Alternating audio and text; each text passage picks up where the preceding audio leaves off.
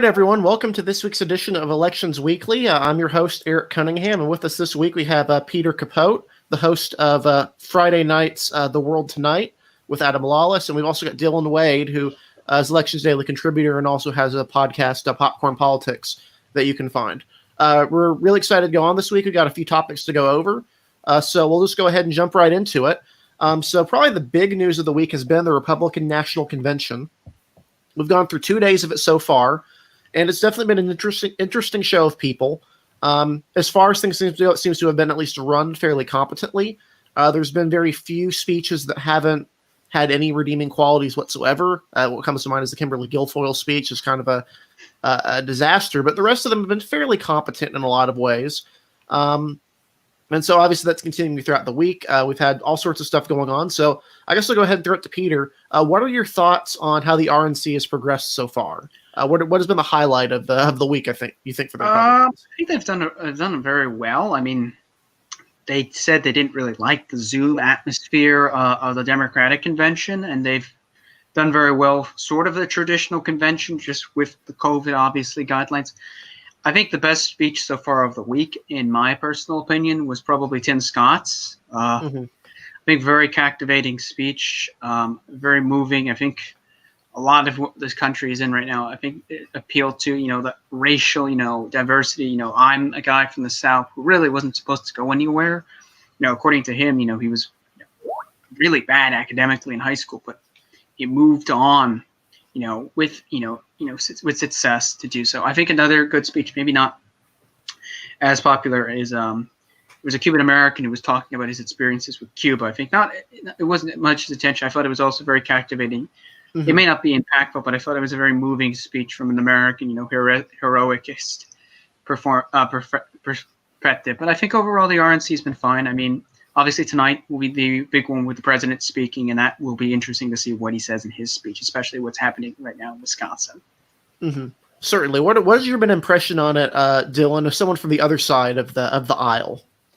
I tend to agree. It's largely been competently run. I think it's interesting from a strategy perspective. They definitely seem to largely be leaning into the far left fear thing, with almost every speech except maybe Tim Scott and Nikki Haley to a lesser degree. But all of the speeches have really leaned into that. And I thought that's been interesting given how Trump ran last time and how he seems to be choosing to run this time. Yeah, they've definitely hammered in on the socialism theme. Even some of the speeches, like you said, Nikki Haley, have been really ones that have been very much gone on the attack onto the political left.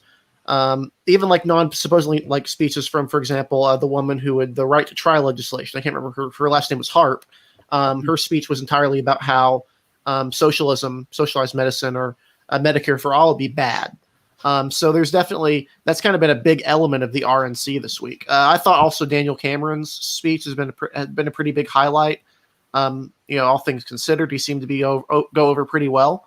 One thing that I found interesting was pretty much the absence of most what you would call populist members of the party. There have obviously been a lot of people who are from the Trump family or associated with Trump, but there have been very few, if any, people speaking at the convention who've really been going from a specifically the much hyped Trumpy populism side, where more left on economics, more conservative on social issues. That's been basically absent. What are your thoughts on kind of the way this has been planned out? Do you think that's a kind of indicative of the future of the party, or is it a strategic mistake on the Republican part? I'll go first. I don't really think it was any direction. I just think it was just Trump campaign scheduling that. I mean, yes, Josh Hawley wasn't included. A lot of the populists weren't, but do I think it's an overall view of that? No, I think it was just the Trump campaign saying, okay, who's attractive names? We can throw them on for a few nights list. I think there are certain people who have elements of populism in their views that aren't necessarily full-blown populists like Josh Hawley, someone like Tom Cotton, for example. Bit populistic, but he's a traditional Republican on defense and most economic matters. So I think there's some mixes of that. I do think it if there is one element, I think that even with no populist that was there, it was interesting. It's been a big theme from a lot of Republican speakers so far about endless war, which is something that most people wouldn't usually associate with a GOP convention. This is, of course, the same party that 16 years ago was screaming about how Democrats were unpatriotic during the middle of two wars. Yeah, so I think and this is mainly for people like, like Matt Gaetz, like Rand Paul, so some of the usual suspects in that regard. Yes, though one interesting one who was a bit of surprise to hear that from was Richard Grenell, the former ambassador to Germany, someone who's from the Mitt Romney orbit, former Mitt Romney orbit. But yeah, overall, I don't think really it's an indicative of the future. I think the Republican Party's future, and I've long said it, is there really is no Trumpism. I think it's just Trump gives it up to people who agree with him. So whatever I think the long-term future is, I think it really can't be decided from a convention where the lead man is effectively someone who values loyalty over ideology. Yeah, I completely agree with that. Although I would kind of push back on there being no populists. You mentioned one of them, Matt Gaetz. I don't like him, but again, he's part of the Freedom Caucus first and foremost. That's more or less the general orbit, and you do get stuff like that for there. I'm talking about people who want to really, like specifically the Marco Rubios and Josh Hawley, so really want to change how the economic stuff is run. There's not been a whole lot of there's been disagreements in this convention, but economics is not one of them. It's not an area where people are disagreeing on. No, Rubio is actually a bit of a surprising absence. He's more in that traditional wing that really got a lot of play this RNC. Tim Scott, Nikki Haley, Joni Ernst. The fact that Rubio isn't among them was actually a little surprising to me. Yeah, I agree with that. I think another surprise, if there really was one, besides that, has been a lack, I think, of a lot of Republicans, a lot of other big-name Republicans. There have been a very lack of governors showing up. Traditionally, parties like to show off their governors as an example of why they should lead again. Also, the lack of certain GOP senators. I mean, you didn't have, for example, a lot of the Senate caucus speaking. And I get it, sure, there are some who don't like Trump or have asked politely not to be there. But it was a bit of a surprise with some. But yeah, I think Rubio was a bit of a surprise. Not to see. I think other names that were maybe a little surprising was maybe Ted Cruz. Ted Cruz. He was another. You would have thought Ted would have made an appearance. Ron DeSantis' lieutenant governor, Jeanette Nunez, showed Ron up. DeSantis. But he didn't show up. Rick Scott. Those are three names already. Scott, Rubio, and DeSantis are all rumored 2024, not potential candidates. So that is a little interesting that those three were not asked to be involved in the convention and speaking roles. But yeah, I thought it was a little interesting. I mean, one of the bigger surprises speeching wise, and I think her elevation has been really quick in the last few weeks, has been Kristen Noem of South Dakota. I mean, she was before this a relatively unknown, former House rep who nearly lost the governorship in 2018 to now being almost one of the biggest prominent faces in the country of the Republican Party. So I think it's very interesting the selection of people they chose. That's definitely an interesting one, and she's one of the few governors that was at the convention. One other thing I'd like to go on is that the GOP has really kind of made a concerted effort to appear more friendly to women and minorities at this convention. Oh yes, absolutely. Many of the speakers, for example, are of Hispanic descent. They had Catalina Lauf, who lost the primary, but she was very notable. She was running from a Hispanic Republican perspective. You've had other people show up as well, specifically, Jeanette Nunez. Multiple attempts to appeal to Cubans, but also not only Tim Scott, but Daniel Cameron, who is widely considered to be the successor to Mitch McConnell. Whenever Mitch decides to hang it up, it's generally assumed that his protege, Daniel Cameron, will be the one to take over his Senate seat, which would be interesting, being a black senator from a predominantly very white state in Kentucky. It's like, for me, at least, Herschel Walker, other people have all tried to present the image of a Republican Party more friendly to minorities. Whether or not you agree with the rhetoric or the policy, they've at least been putting on the appearance of trying to, if you're friendly on that front. They're planning for the future, because I don't think that approach works while Trump is the president, but they're definitely planning for the post-Trump era. Yeah. Daniel Cameron is a much better voice for the future of their. Oh yeah, Nikki Haley. I don't know how I forgot her, but yeah, she had the spotlight speech. Even Kimberly Guilfoyle, whose speech was generally regarded as kind of a joke. I saw comparisons of her to the Power Rangers villain Rita Repulsa. I saw a picture of her photoshopped into a General Hux from Star Wars. Like even she was specifically noting her Latina heritage, the fact her parents are from Puerto Rico. It was very interesting because that's the one thing I got for the first night of watching this is they were really trying to emphasize minority voices within the party. So that was just one thing I thought interesting about this convention. It certainly wasn't something they tried last time. Last time it was all about Trump. And I think an interesting thing I think with the future is I think a lot of people inside the Republican Party I think are coming to a conclusion of that it's much better for the party. And I think whoever wins in 24, I'm not going to get into that, but I do think it's almost certain, and of course I could be wrong on this, that it was probably someone on that ticket is either going to be a woman or a person of color. I think a lot of would disagree with that, but I would agree with you personally. I would disagree, but not strongly. Mm-hmm. You could very well be right. Mm-hmm. Yeah, and it could be anyone on the ticket. I'm not saying it's a certain person. I mean, it could be. I could see, Tom Cotton, Josh Hawley, Tim Scott, Nikki Haley, all being on that ticket, or whatnot. And some of the white male candidates, I don't like to get into that type of stuff, may see it fit to have a woman running mate if they're running against either Kamala Harris in 2024 or whoever the Democratic nominee is in 2024. Should Trump will lose or win. Mm-hmm. And for me personally, I don't think it's necessarily a factor of Republicans are just pushing every minority voice to the forefront. I think it's just a lot of these voices are actually genuinely compelling. It'll be far more compelling than someone like a Rick Scott or a Josh Hawley. Mm-hmm. Nikki Haley has a far more compelling story than Josh Hawley does.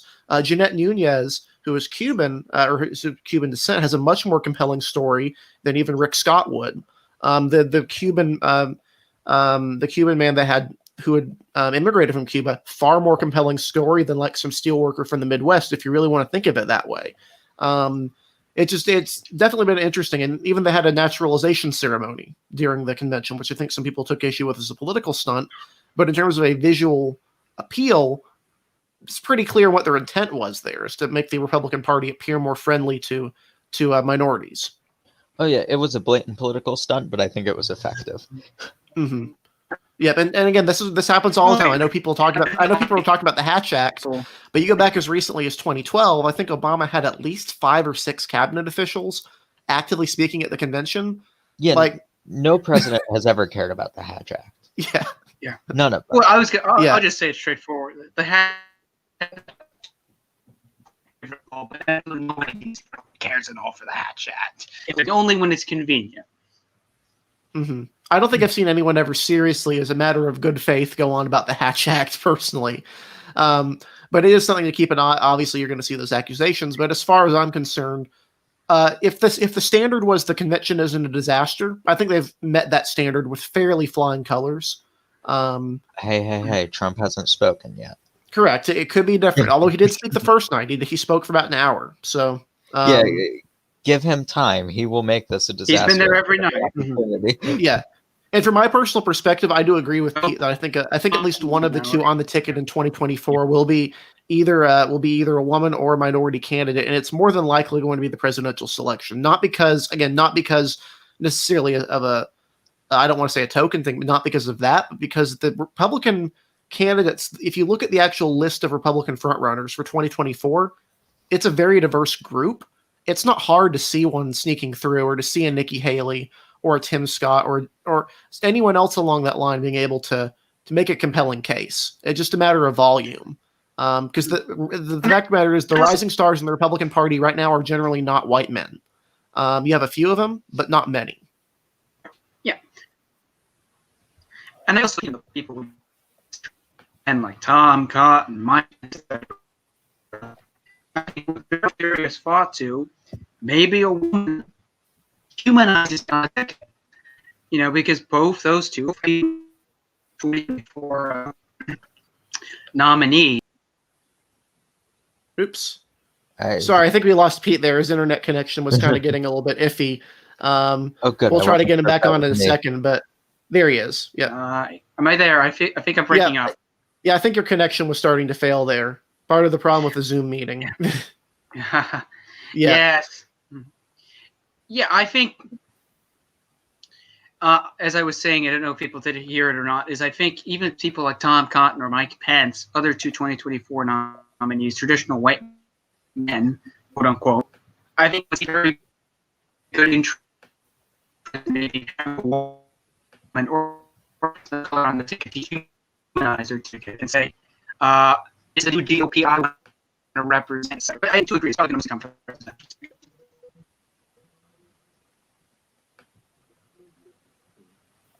Yeah, I think you're still breaking up, Pete. But I'll go to Dylan. Any final thoughts on the convention before we move on to our next topic of the night? No. Yeah, so I think Pete's going to reconnect here in a minute. He's just been internet connection stuff, but we're going to go into our next topic of the night, which this actually kind of relates to the female candidates. One of the few races where Republicans really were successful in female candidate recruitment was in Oklahoma's 5th congressional district. The two candidates in the runoff there for the Republican side were Terry Neese, who's a businesswoman, and Stephanie Bice, who was a representative. Apparently, you're not breaking up, at least on the YouTube end, Pete. Chris Bogger says you can't make it out. So, yeah. So you're if it keeps going on, we'll have to correct that. But I was going into Oklahoma 5th, which was obviously had Stephanie Bice and Terry Neese. Two prominent Republican women candidates running in a competitive swing state against Democrat Kendra Horn. The primary was definitely interesting because the internal sources we had from the Bice campaign or from the Bice side of things were of the opinion that there were problems. We heard stuff from the Neese. We heard stuff all around basically that there were issues and that this might not be particularly close. But the last week of the campaign was overall really, really bad for Terry Neese. She had 3 different scandals come out in a single week towards the end. So you had the first one was of when she ran a company. She ran a business, was a staffing firm, and was apparently caught on tape telling her employees to lie and cheat their customers. Generally not a good look. She accused the Bice campaign of leaking that, and the Bice campaign denied that, or Stephanie Bice at least specifically denied that she was the one responsible. Then it came out that she wasn't actually Cherokee Indian. She claimed that she had a heritage in the Cherokee Nation and had actually been appointed to Native American advisory boards on that claim, but she actually has no heritage in the Cherokee Nation as far as they know. And then finally, probably the most damaging one was of a charity that she ran. The money was being funneled apparently back into herself and her business. Obviously, that's not great. She was self-funding her campaign. She had a lot of support from the Club for Growth, who really didn't like Stephanie Bice. Her legislative record, she had supported as a desperation measure, raising taxes to increase teacher pay because the schools literally were only operating like 3 or 4 days a week. And ultimately, Stephanie Bice managed to win the state by a 53-47 margin, win the district. Neese put a lot of effort into winning those 2 rural counties. In hindsight, that effort seems to have been short-sighted given Stephanie Bice won on the strength of Oklahoma County, which accounted for some 90-95% of the votes in the district. So obviously her being from the county helped as well. But what are your thoughts on how this went? Was this a surprise to see her make a little comeback here and win that primary?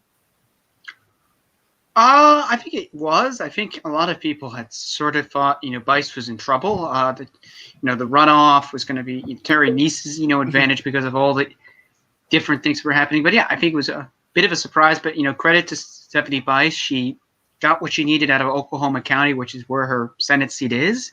Mm-hmm. And I think for a lot of Republicans, there's a big sigh of relief that they got their A-list candidate through. Rather than Terry Neese, who was, even before all this stuff came out, was generally considered to be a subpar candidate. Yeah. Bice actually finished 10 points behind her in the primary, the original primary. So to come back from 10 points down in the first primary and win in the runoff is definitely impressive, I think, especially given the turnout. This wasn't a low turnout race. There were almost, I think, 50 or 60,000 people turned out to vote, which is pretty solid for a runoff, as far as I know. Oh, absolutely. And, she also won without really a lot of big endorsements from, big groups. I mean, 70 Vice did not have the Chamber of Commerce, who just endorsed Kendra Horn today, ironically. She didn't have a lot of these other mega donors in the GOP. I mean, Terry Neese had the Club for Growth, and the Club for Growth, whatever you think of them, usually get their job done on their candidates they endorse. Yeah, they spent almost $1 million on supporting Terry Neese in the primary. But $1 million gunned. But no, she wins, and I think for a lot of Republicans now, they think they really have Kendra Horn now on the heels now with someone like Bice who can say, I'm a conservative, but I'm also pragmatic. I mean, you mentioned that she voted for a tax hike to fund Oklahoma City schools. I mean, it may not be the greatest thing for certain voters, but it also says, look, she actually cares about her kids' education. Yeah, and Kendra Horn's number one issue when she ran was education. This definitely kneecaps that because it doesn't get more counterintuitive to the Republican Party than to raise taxes to fund teacher pay, regardless of if it was a desperation move or not on the part of the legislature. There's not a whole lot to attack her on there. Oh, absolutely. And I think the other point is, and most people don't remember this, is that seat, a lot of it flipped because of what had happened in the governor's race. Mary Fallon was a very unpopular governor. I think the most unpopular governor in America when she left. And in that race, I believe the Democrat was Anderson, right, who was running Emerson, who was running on their side in 2018. In Oklahoma, Edmondson, thank you. Ran up his margins, that what would be considered Oklahoma 5, and a big chunk of that helped to Kendra Horn to get over the line against Steve Russell, with, of course, Russell being kind of, asleep at the wheel. But yeah, I think that's a key thing with the education point. Yeah. And I definitely, one other thing before Dylan, you have something to say, Dylan? No, go ahead. Yeah. One other thing to point out is that both candidates, aside from Club for Growth, which spent $1 million, both spent over $1 million from their campaigns in this primary. So Terry Neese and Stephanie Bice, their campaigns spent over $1 million. Obviously, Terry Neese was self-funding the majority of this, whereas Stephanie Bice this mainly came from fundraising. About a third of Terry Neese's money, at least as far as I can remember, came from herself. So obviously, both of them were left with around $80,000 cash on hand, which isn't ideal. But it's definitely doable for them to make up for that gap because it is a very Republican district, even right now. Yeah, I still think Horn is probably favored, but not by much. I would actually put aside from, I think on Elections Daily, I think if you asked our team, the staff, who would be like a top 3 list of, in trouble incumbents, it would be in order. It would be Colin Peterson from Minnesota. And then way below that would be Kendra Horn and then Joe Cunningham in South Carolina, because both of those are just very, very red districts. It will be interesting to see if Kendra Horn can continue the bipartisan appeal, because as Pete mentioned, she did run around 8 points behind Drew Edmondson in the gubernatorial race. But she proved to be a good campaigner last time. She has a pretty substantial war chest. And it's obviously a district that's trending blue. The question is if she can win over enough Trump voters, assuming Trump wins the district, to hold back a fairly moderate Republican in Bice. Well, yeah, and just not to mention, with that, Kendra Horn just got an endorsement from the Chamber of Commerce, which is very, very rare for a Democrat to get that endorsement from the Chamber. But yeah, I think right now my personal view is I have her as the third most endangered Democrat. I just think Brandisi from New York just is in a much more dangerous situation than her.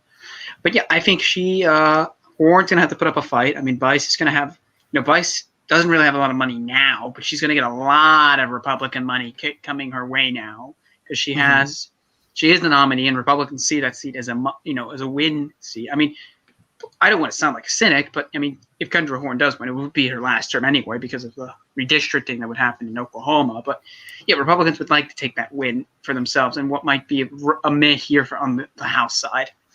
And it's one other thing to note here, obviously, is that Republicans would have another reason to support Stephanie Bice, which is that she's fairly young. She's only 46. She's someone who could easily be representing a seat like that in Oklahoma for a long time, or possibly even going on to, for example, the Senate at some point in the future, being that she's from a very large metropolitan area. So they have a very good interest in making sure that she is well positioned to, as possible, to flip the seat. Absolutely. Mm-hmm. Yeah, and I mean, she is young, and a lot of Republicans do think she's a future candidate. I mean, she's very appealing, has a good backstory. But yeah, I mean, it'd be very good for her to win, and who knows, maybe. I mean, that seat is outside of Russell, the person before Russell is the current United States Senator James Langford. Mm-hmm. So who knows? Maybe that's she may rise up to higher office if she were to win that seat, as its previous successors have done that as well. Mm-hmm. And interestingly enough, Langford is actually fairly similar to Stephanie Bice on an ideological level. He's conservative, but also is amenable on some other issues. He's not necessarily a firebrand like Senator Jim Info, for example. Snowball. Which I think will be hilarious considering the next topic I think we're breaking up later today on this show about climate change with a certain Senate race. Oh, yeah, we're at the final segment, of course, we'll be going over later is the final week of the saga that is the Massachusetts primaries.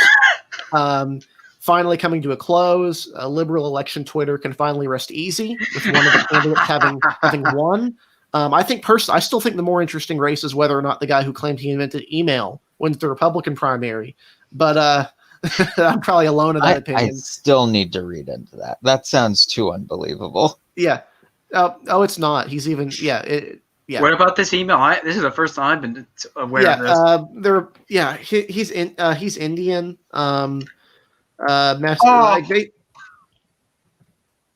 You think for yes, I know what we're talking about now. Yeah, I would probably butcher his name if I tried to pronounce it. But he's claimed to have invented the email. I'll probably get this wrong. Shiva Ayyadurai. Again, I probably butchered that. Apologies to any people who are watching if you want to correct it. But he's running on the Republican side. He's claimed that he invented the internet. He's claimed that he's questioned genetically modified soybeans if they're safe. He's basically been going on coronavirus conspiracy theories. He's talked about Anthony Fauci being part of the deep state. Sounds like a hell of a guy. Yeah. Needless to say, I would not be voting for him if I lived in Massachusetts, obviously, but it wouldn't really matter at that point because it's Massachusetts. He's continuing the bipartison legacy of Charlie Baker. so moderate. Well, I'm sure. Yes. Yep. So I guess since we're already here, I guess we'll kind of go into Massachusetts. So this has been kind of a roller coaster. So polling is now out in Massachusetts. A lot of polls have dropped last minute, and most of them have showed Ed Markey with some sort of lead over Joe Kennedy in the Senate race. Obviously, Ed Markey has a much more visible social media presence. I believe his memes are of subpar quality, but he does have memes, and Joe Kennedy doesn't. People had thought there was kind of a Kennedy momentum swing in the last week or so, given his family name, some of the attacks that had come from that front against him, but really seems to have gone the other way. It seems like Markey, if these polls are right, has some sort of a lead around or over 50%, which is obviously enough to win this primary. So I guess what are your guys' thoughts going into this race? Are you excited to see it finally conclude? Well, yes. I'll let Dylan go first since I know he's been following this much more for months and has had a lot of fun commentary from all sides coming after him, or him having commentary towards them. So I'll get Dylan. You can go first. Man, Kennedy is a really bad campaigner. To be down 12 points in Massachusetts when your last name is Kennedy to a guy not named Charlie Baker, come on. How did this happen? I never bought that whole momentum switch. The entirety of that momentum switch seemed to be based around Nancy Pelosi's endorsement and his letters complaining about Markey's memes being mean to him. Which a winning campaign doesn't complain about a dinosaur meme that says fuck Kennedy. There's always Yeah, I don't think we could say the word on this program without getting a meme of some sort. Yeah, but he's gotten a bit soft, I think, over the course of this. Really, the family attack seemed to have specifically really affected Kennedy on a personal level. but it doesn't seem like the voters seem to be caring too much at the moment. No, the whole Markey attacking the Kennedy name was a really interesting choice that I never would have advised him to do, but it seems to have worked in his favor. It threw Kennedy off his game enough where he's making very visible mistakes. Yeah, I mean, people thought the initial with response that he had was fairly strong, talking about the legacy of the Kennedys and what his family had taught him. But in reality, it really seems to have, when you're running on basically your name, and your opponent's response is, "Yeah, I hate your name. You guys suck." That seems to be kind of a problem, right? In Massachusetts. I know. Yeah, I think that's the thing. I think Dylan has hit this correctly. Joe Kennedy has gotten soft. Joe Kennedy ran, and I say this again because of one thing. He does not want to face Ayanna Pressley 1v1. And he fought Ayanna Pressley. I apologize to anyone who's watching. I apologize for the butchering per usual. That's my trademark here. But no, he ran on that to outflank her. Thought, let me go after this old senator who really kind of is not going to. He's going to probably run one more term with this being his last time, and I can win myself a Senate seat and start planning out a future run again. But the problem is, and it's ironic because his great uncle ran into this problem when he ran for president, Ted, in 1980. The infamous Roger Mudd interview asking Ted, "Why do you want to be president?"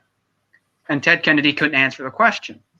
It seems the reverse has now happened to Joe in the sense of, why do you want to run for the United States Senate?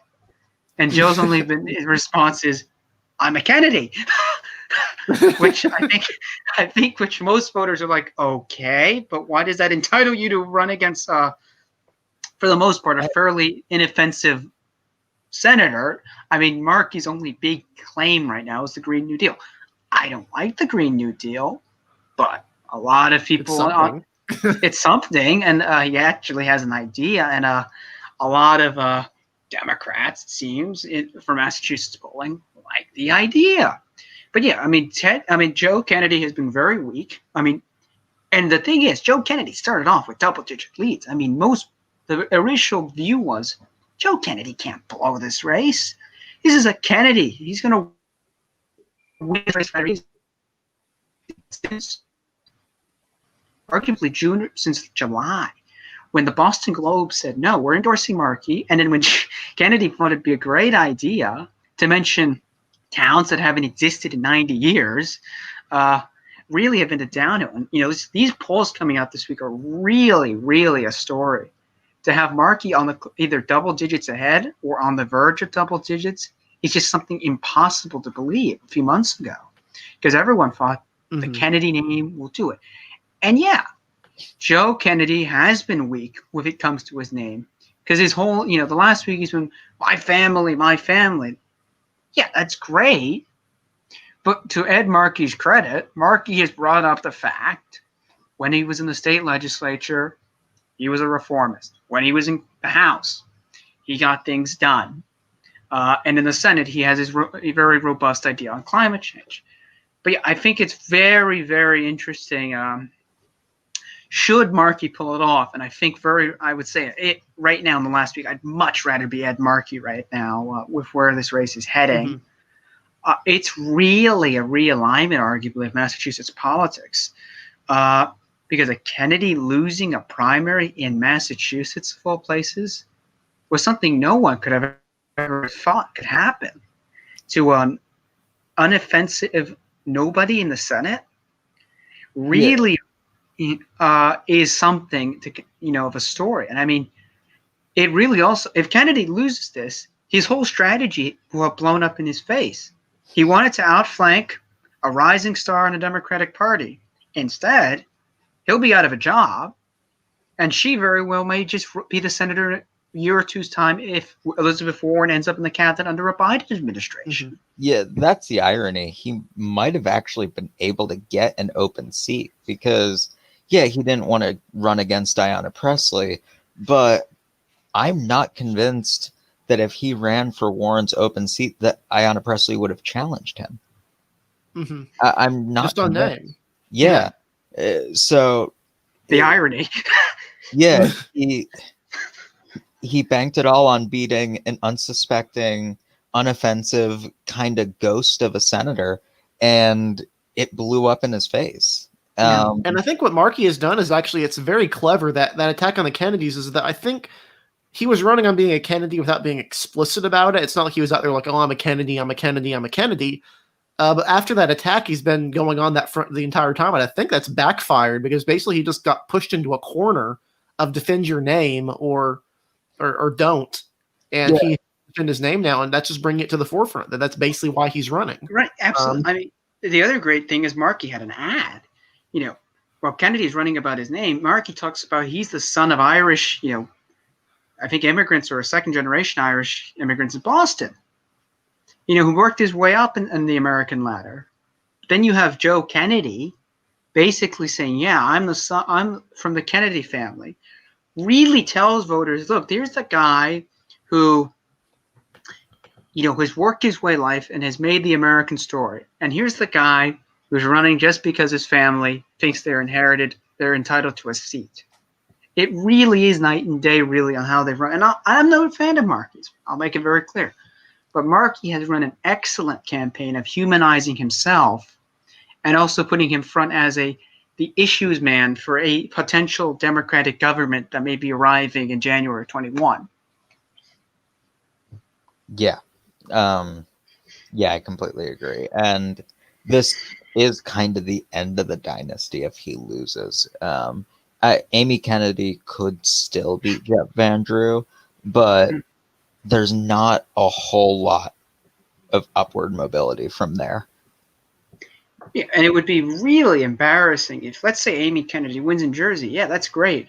But the family's home, Massachusetts, basically saying, yeah, we're done with the Kennedys. Sorry, for the time being, is really, really a big blow to the family's, power. And it would also, ironically, and would be the second dynasty family to run into a loss this year. People forget. George W. Bush's nephew or cousin, I don't know which one, Pierce Bush, lost his primary in Texas. I thought he won. No, he lost his primary. Wow. He didn't get into the runoff. He didn't even get into the runoff. Bush, yeah, in the 22nd district. Yep. The 22nd, Troy Nichols won that, and yeah, that was a Bush. This is a way better year than I thought it was. And then also you had Cori Bush beating Lacey Clay, ending the Clay dynasty in St. Louis. Yeah, so three dynasties very much could be put to rest in one, singular. To be fair, on the Bush end, there's still, the kid who's the Texas Rail Commissioner who still's there. So in case anyone, would like to retaliate back on that comment. But yeah, we've seen it's very possible a lot of dynasties this year. 3 dynasties are put on ice. What a good year. You wouldn't have expected it yet. Yeah. And I think the other situation, while Eric is gone for the time being, we can mention the mess that is a certain Massachusetts primary, and that's the primary between Congressman and Richard Neal, the chairman of the House Ways and Means Committees, and his challenger, Alex Morse, who has been in a very, contentious waters with allegations that he had inappropriate relations with students. But then there was a flip side. College Democrats of University of Massachusetts Amherst were setting it up, which has been a whole nasty mess. So we'll first go to Eric on the race in general and what he thinks is going to happen in race. It's definitely heated up. It seems like actually that if you look at the polls that have come out, again, Richard Neal seems to have a slight lead. He actually got kind of a late boost, oddly enough, from the governor of Massachusetts, Charlie Baker, who endorsed him. And you might be like, oh, a Republican endorsed a Democrat in a primary? That must be the end of him. But Charlie Baker is extraordinarily popular in Massachusetts among Democrats. I think it's something along the lines of 80 or 90% favorability. 89%. This is actually a good endorsement for Richard Neal. It could get people, unaffiliated voters to turn out. Yeah, this is a larger point, but I actually question how much most endorsements help. No matter how popular someone is, I find it hard to see how many votes it'll sway, especially in a situation like this where I'd imagine at least a third of the voters, if not maybe half, have already voted. Yeah. It's only we're only 4 days out. So I don't know how much this this endorsement will help, but Neil does have a slight lead. Honestly, a far smaller lead than I thought he would have had. Mm-hmm. Wait, I think there was a poll out today that said it was up by 9. Obviously, these polls should be treated with caution, per usual. But yeah, I think it's interesting. I think Neil is obviously, I think, the front runner, but yeah, I think it's interesting. I mean, Alex Wars is really in an interesting situation. I mean, I don't want to get involved in this whole mess because I genuinely don't want to be on the Intercept's front page tomorrow morning about, someone in a certain media outlet, being decaying him. But yeah, I'll keep my comments to myself on the Intercept. But yeah, I think Morris I think he has a chance. The question is, how much does his scandal, whatever you think of it, come back to bite him in the end minds of voters who say, maybe this isn't the type of guy we want in our seat. I actually, whether it's right or wrong, I don't think the scandal is going to hurt him as much as maybe it should or we thought it would have. It's fair enough. It seems to have been muddied enough that most voters can just say, who really knows? Because, I mean, regardless of whether it's right or wrong, everyone looks bad in that. Morse looks bad. Everyone looks bad. Oh, yeah. And it's brought him a lot of money. So it might have actually helped him more than it hurt him. But just something that came to my mind earlier today that I wanted to bring up. Even if Morse doesn't win, I'm not saying he'd be running again, but he could be well positioned to run for a vacant Warren seat. Sure. He's a popular mayor on the left. He's going to come within. I'm going to predict he's going to come within 5. I think he's going to be within that 46 to 48% margin, and that would position him well, I think. But I fully expect Neil to win. Yeah, I think it's possible. I'm a little more confident, but I probably would go 50-44 for Neil right now. But then again, that's just my prediction. I could be wrong, of course. Mm-hmm. Yeah, I think regardless of what goes on, I think Alex Morse made a lot more inroads than people thought he would. The question is whether or not it goes into this final week. Obviously, and one fact that might actually help Richard Neal here is that the district actually isn't as progressive as it could be. It actually absorbs a lot of Republican-leaning areas with a lot of unaffiliated voters that could turn out in a primary for someone like Richard Neal that wouldn't want Alex Morse representing them. We have seen this really weird thing where Republican voters seem to support the more progressive candidate almost as a protest. You saw that in California, right? But that was mainly because Dianne Feinstein was the one who led the Kavanaugh charge. That was mainly the main reason there. But we also saw that with Bernie in the 2016 Democratic primaries. Conservative. But that was also because Republicans thought whether that was true or not, that Bernie was going to be the weaker candidate in the general. So they thought, let's rat. I can't say the other rat split it apart, but in the Democratic primary. But I think on that point, though, it is interesting. I mean, he lost his primary this time around because of the presidential turnout. But Dan Lepidzinski in 2018 arguably was saved by Republican voters in his seat who decided to go out and vote for him because the Republican nominee was effectively a neo-Nazi. Yes, he was, people. So send me the mail saying I'm over-exaggerating here. The Republican nominee in that seat was one. So it's possible. I mean, I still think Neil survives just because he's been there for a long time in the seat. And he's also the chairman of the House Ways and Means Committee. And that just brings a lot of power to his constituents with having a chair. Obviously, that doesn't mean much as it used to because of earmarks being a thing of the past for now. But yeah, I think he wins just on connections with the district. Also, just as a quick political point, if Neil were to lose, the next person in line for the House Ways and Means Committee would be Lloyd Doggett of Texas, in case anyone was interested in that. Which would be a significant improvement. Well, yes, Doggett is much more progressive than Richard Neal is because of their overall views. Since Neal historically has been a social con. historically. No, I wouldn't say a social conservative. Definitely more of a moderate than more in the Stephen Lynch camp. Yeah, more in the Stephen Lynch camp of a social con for Democratic way. So let me rephrase that. Yeah, by Democratic standards. Yeah, standards. I would just call him a full-on moderate. He's not all that progressive on a lot of economic areas, but regardless. And I assume, Dylan, one of your main quarrels with him is been the blocking of a lot of progressive legislation via his committee. Oh, sure, yeah. I mean, that's the only reason to target him. He's if he wasn't a committee chair, he's a fairly generic Democrat. Yeah. No, just asking, since people on the left have different reasons for wanting to primary incumbent. Some is just out of opportunism, and others it's just genuine conviction politics. Yep. But of course, we'll be following this race as it continues. We'll be keeping you updated on our Twitter account, and I think we'll probably be doing a live stream that night. I'm not sure. It's more than one race this time, but I think there's definitely an audience for that. So definitely stay tuned. Yeah, definitely stay tuned to Elections Daily. At Elections Daily on Twitter, where you can find our updates there. You're obviously watching this channel or listening to this on a podcast platform, so thank you for doing that. With that, I think we're probably going to wrap up this week's episode of Elections Weekly. So where can we find you guys on social media? I forgot to put mine today, but you can follow me at Classicone Robert. I apologize for not putting it today. I was just rushing from a class, but Classicone Robert, known as Lord Chancellor. You can find me at Dylan B. Wade 1 on Twitter, obviously, and my podcast, Popcorn Politics, on Ocelli.com, Tuesday, 6 to 8 p.m. Eastern Standard Time. And also, occasionally I pop in, and so other people pop in on that program, so it's a good listen.